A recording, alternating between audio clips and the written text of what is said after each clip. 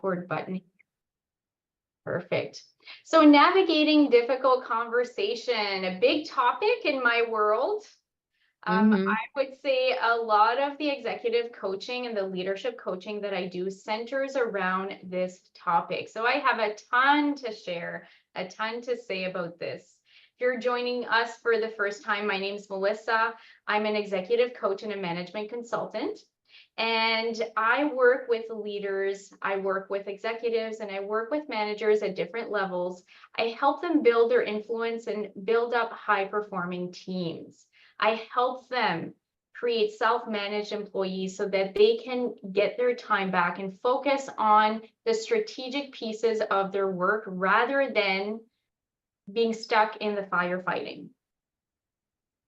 And one key to get unstuck, to push through, is to have these very important conversations. We could call them difficult, but I'm going to offer that they should be transformational. Yeah.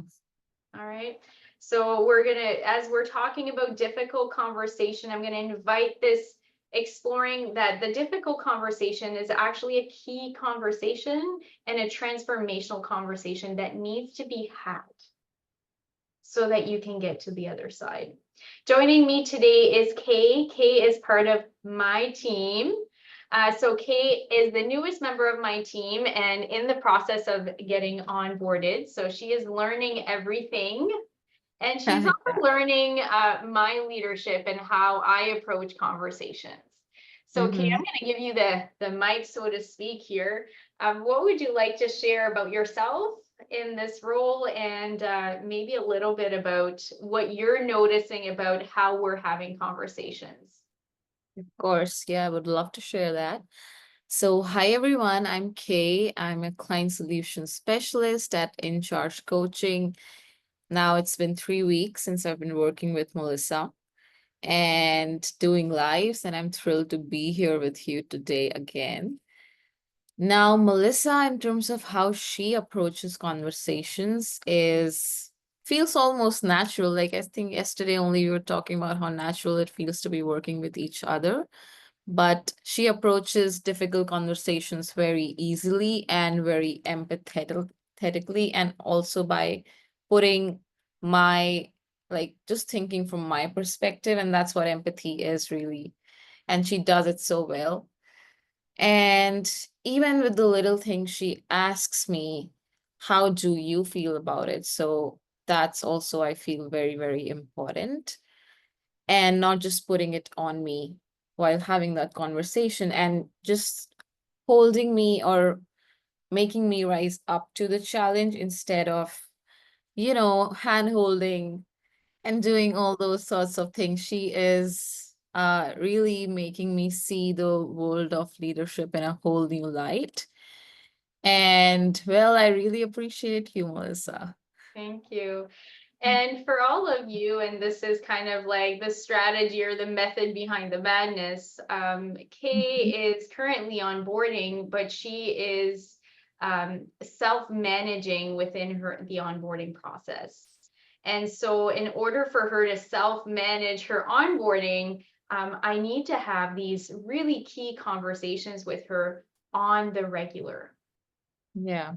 And they could be really uncomfortable or difficult, but they're not. They're not, and that is because of my approach. And this is a little bit of what I'm going to be sharing with you today.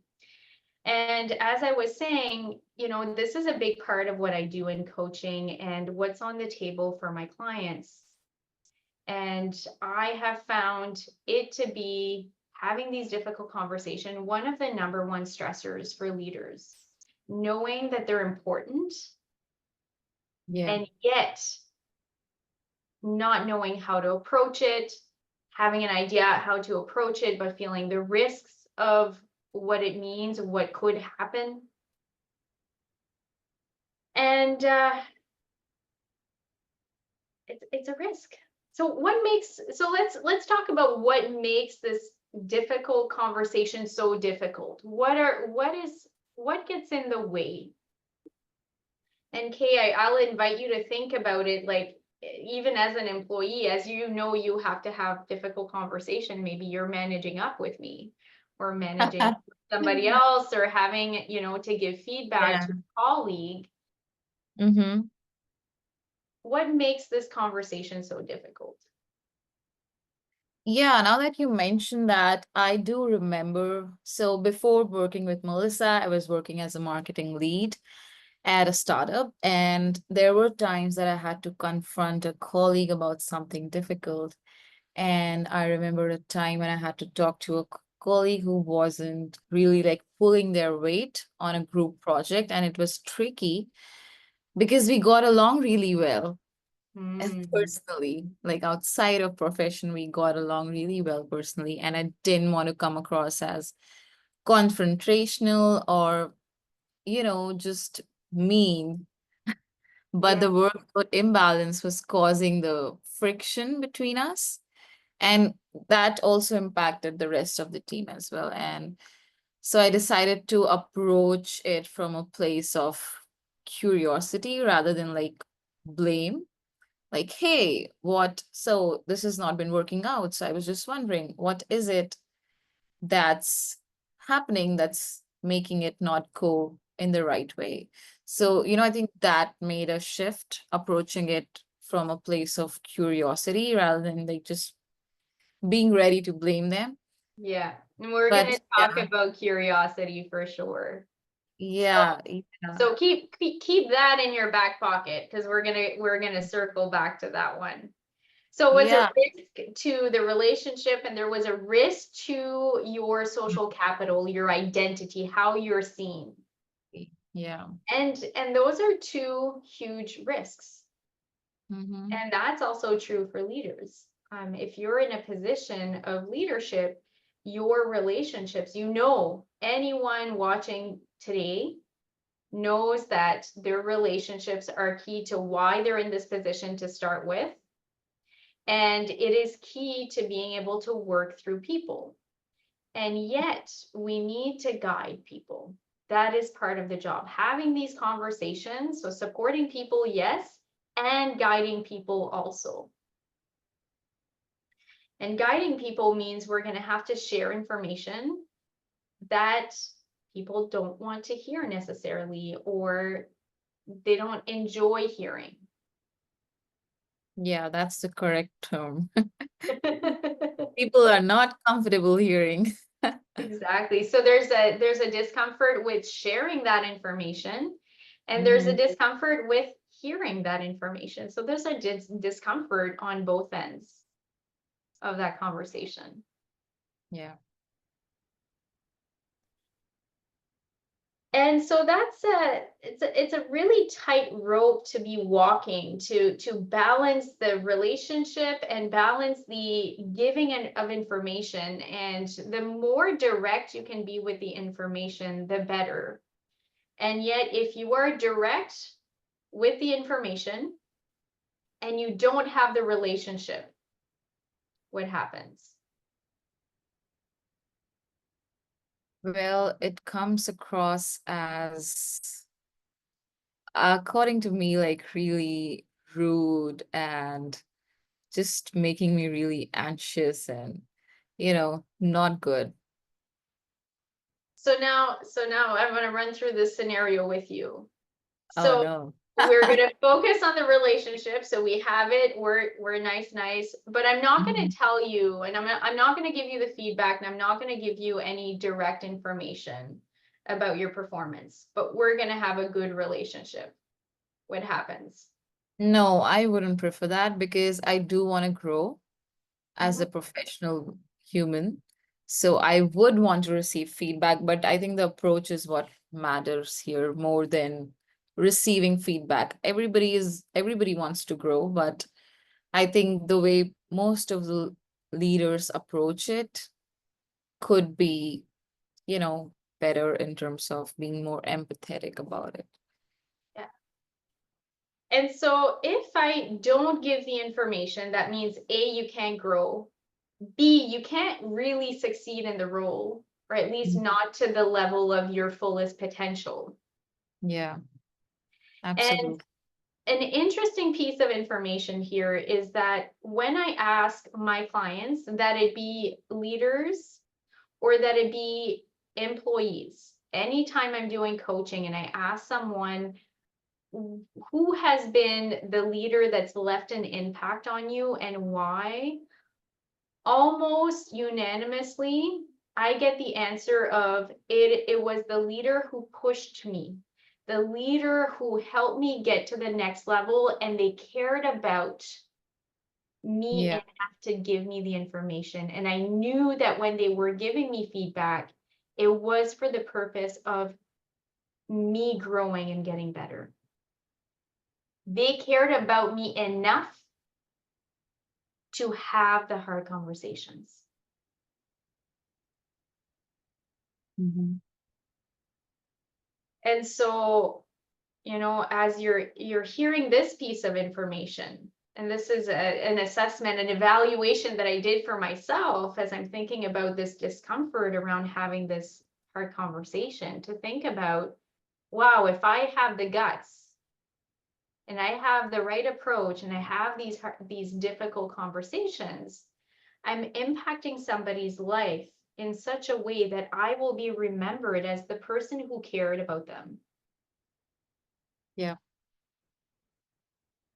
I don't want to be that person. Mm-hmm. So, holding the relationship, giving direct information or direct feedback, really important. So, we're going to kind of pick that up and move that forward.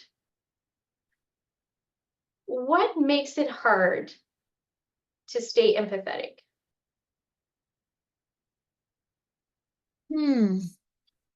So here I'm going to get you to imagine a scenario, and it's not going to be too hard for those watching who are in a management or leadership position. A scenario where an employee is struggling with performance. You go through the motion of trying, having conversations, helping them, give them solutions, supporting them. You know, months go by, nothing's changing. You're putting in effort, nothing's changing. They don't even seem to care, right? That frustration that Builds up. that Yeah. that's building up, the resentment starts building up. And when you're in that space, it is hard to be empathetic. Yeah. So one really important piece here is to deal with yourself first and navigate those feelings of frustration and resentment. And they're very normal to have. And they're there for a reason. It's to give you Yeah. a message. So the first offering I'm going to make here is, instead of focusing on the problem, which is the thing that you're really frustrated about, is shifting your attention from the problem to the person. When we try to fix the problem and we try to impose and put on and suggest and invite all of the solutions, there's something behind the behavior or the lack of performance or whatever this problem is. And so the problem may seem simple, but what's happening, the why it's happening, is part of a person who is complex. Yeah. So the first invitation is, let go of what is frustrating you and start focusing on the person. And I can see your wheels turning here, Kate. What's going on for you as you're thinking about this? Yeah, I'm just thinking it's such a conscious effort to do that every single time. It is. So how do you do that? Like, how do you rise up to the occasion? Do you make it a habit? Or when can you expect to see that change or shift? So it is practice over time. Mm-hmm. Practice over time. So it's intentional and it's deliberate until you've done it so often that it becomes integrated, Yeah. right? Mm-hmm. Which is why when I work with people and I do coaching, it is not a one coaching that solves the problems or that fixes everything. It is Yeah. not a piece of advice that I'm going to give you. It is the practice over time and working on those mindsets, Mm-hmm. Yeah. working on the connections in your mind and building up the practice, your leadership practice. Yeah. So focus on the person. The second offering that I'll put on the table here is the one that you put on the table earlier, which is be curious.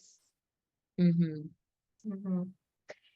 If you can't have empathy, if you can't feel them, if you can't understand, and what is empathy? Empathy is understanding. So that understanding can be cognitive understanding. It can be emotional understanding, like I feel you. And if you can't get there, at least get curious. And as you get curious, I wonder what's going on for that person. I wonder what are their beliefs about this. I wonder what they know that I don't know yet. I wonder how they feel about this. I wonder what's really important to them. Yeah. I wonder what are some of the needs that they're trying to meet by doing this or not doing this. I wonder what they don't know yet. And if they had that information, they might think differently. Mm-hmm. So that's the curiosity. And as I'm kind of leaning into that curiosity and demonstrating that, what's shifting? Like just the weight of the confrontation is shifting. I'm feeling a lot lighter and feeling more, well, like I can open up to you. I can open up to this person. I can tell them truly and really what's going on instead of making something up so it doesn't seem like, too unreal, or like, oh, this person is just making an excuse probably. So that is shifting. Yeah. And as I'm putting forward these questions and I'm leaning into the curiosity, even if there's no like situation in front of me, I feel lighter and I Yeah. feel more empathetic. I can feel my empathy rise. So Mm-hmm. curiosity is really a door for empathy. Mm-hmm. Okay, so number one, stop focusing on the problem, start focusing on the person. And number two, lean into that curiosity because that will open the door to empathy. Mm-hmm. The next offering that I want to put on the table here is we don't have to evaluate people. I don't have to tell anyone that they're wrong.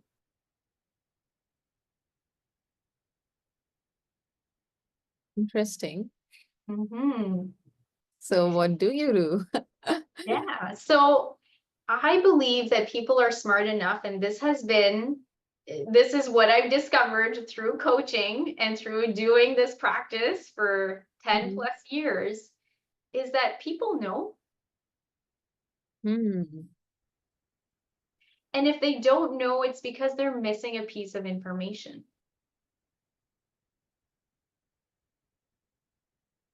So that last curiosity question that I put forward. I wonder what they don't know yet.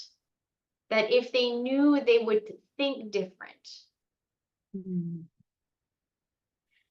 And so when I'm giving feedback, I'm not thinking about giving an evaluation.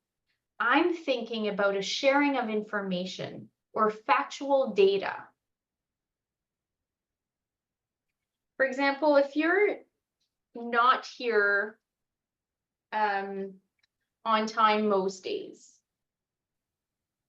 and my evaluation of that could be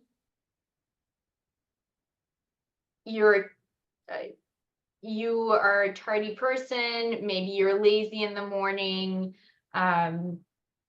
you don't care about the effects on your, I could like place all kinds of judgments on that. Mhm. And if I were to like share these judgments on you, Yeah, what would be the impact? I would feel offended and offended for real. And then this leader or this person is not even trying to get to know the truth and Mhm. just assuming a bunch of facts about me. And that makes me feel almost like this is not a good person, like this is not a empathetic, kind person. Yeah. Yeah. And let's go back to what is empathy. Empathy is understanding Mm-hmm. another person and their experience. So you're feeling misunderstood. Yeah, misunderstood. Yes.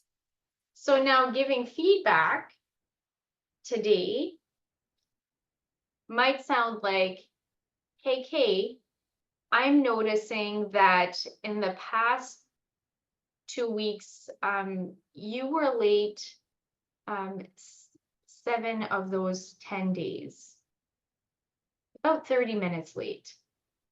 Mhm. So I'm just a bit concerned about what's going on. Would you be comfortable speaking about this? Yeah. Changes changes how I would approach this as an employee, because Yeah. then I would be more vulnerable and be open and understand that, okay, this person is trying to understand me and they're really trying to put themselves in my foot and see what's really going on. Mhm. So yeah, I would feel understood. The opposite, of course. Yeah. And so I'm moving from language that says that there's something wrong with you to language that's suggesting that there's something going on for you, Mhm. that there's something happening in your world that's Yeah. affecting you. And as I say something like that, I noticed that you were late 7 out of 10 days. Where does your mind go? It makes me think about my accountability. Like I didn't account for those days, or maybe I didn't inform you or tell you the reasons that, hey, maybe like today is the day I could be 2 hours or half an hour late because of so and so. So it also makes me think about my own self. And so I wasn't that accountable to her, and I wasn't informing her, and I wasn't slightly truthful to my work hours, is what it's making me feel. So just more responsible is what I So feel it should be. so now you're taking accountability and you're taking ownership. Yeah. Even in just that first thing that I've said, I've given you some information, I'm asking you to a conversation, and you're already feeling that the weight of responsibility is on you, and you're taking accountability and responsibility. So this Yeah. is how you tip the scales of responsibility. Mm-hmm. If I am going to evaluate you, judge you, tell you about you and your behavior, and then give you a solution, the accountability and responsibility is on me as your manager. Yeah. And then you're going to walk away and you're likely not going to do anything different because it's not a problem for you, it's a problem for me. But when I am on the flip side offering information and that you feel like, ooh, this is not the type of employee I want to be, and you're feeling that accountability and responsibility, you're going to take action. Not Yeah. because it's a problem for me, because it's a problem for you. So it's really important that we stop evaluating for our employees and we let them evaluate for themselves. And almost always, okay, few exceptions, almost always, people will self-evaluate, and I never, ever, ever need to tell them that they're wrong. They can take their own accountability and responsibility. And in those instances, when it doesn't quite happen as quickly, it is usually because there's information missing. Information about expectations, their roles, their responsibilities, the policies, the business context. Or information about how it's impacting people around them. Yeah. And how it's affecting their relationships. Relationships are important. They are. So much, just the communication can change so much. Such a game changer aspect. Such a wonderful conversation we're having here this morning. I am so curious what our watchers, our viewers today are thinking and what they're taking away. What's one insight? So I'd love you to drop in the chat. What is one insight that you're taking away from today's live training?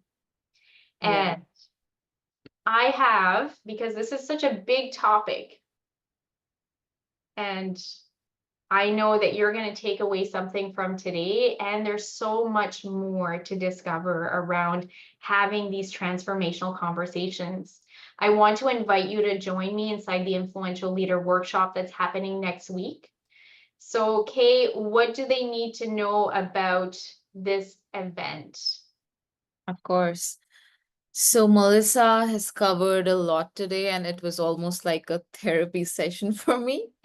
But if you want to go deeper into, how to lead with confidence and handle these situations with ease, we have got something for you. And next week, Melissa is hosting the Influential Leader Workshop. It's a 5-day event. So from October 7th to October 11th, and it's happening live on Zoom. Each session is going to be for just 1 hour, and the timings would be 9 to 10 a.m. PDT, 12 to 1 p.m. EDT, and 1 p.m. to 2 p.m. AST. And she'll cover everything from leading with influence to navigating tough conversations like the ones that we talked about today. So I'm going to drop the registration link in the comments, and be sure to sign up because we would love to have you join us and continue these conversations in a more in-depth setting, so to say. So it's completely free. My team and I will be blocking off next week and completely dedicating to the participants inside this workshop. It's a really exciting week. I do this once, maybe twice a year. So it is the moment in time to get in and to enjoy. And you're, like Kay said, 1 hour a day. You can join during lunchtime and you can get back to work without skipping a beat. I work with busy leaders. I know your schedule, and I've designed this so that you can get everything you need without having to move anything on your schedule. So that's it for today. I'm just wondering if there's anything else that we need to say about the workshop. Well, I think we covered everything. One thing that I would like to add is anyone who's coming in, they will walk off feeling refreshed and more energized, is because I am feeling that way right now after this conversation.